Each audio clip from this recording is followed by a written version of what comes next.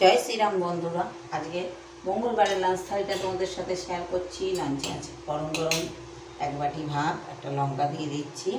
আর আজ আমাদের নিরামিষের দিন, তাই সবই নিরামিষ আইটেম। আর করেছি দেখো উচ্ছে আলু সিদ্ধ, কাঁচা লঙ্কা আর সর্ষের তেল দিয়ে আমি মেখেছি।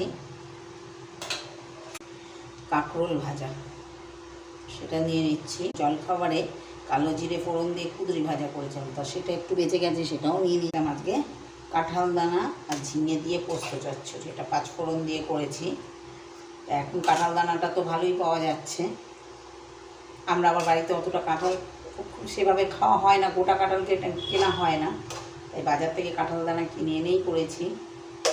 সাথে আছে মটরের ডাল, আর এটা হিং ফোড়ন দিয়ে করেছি।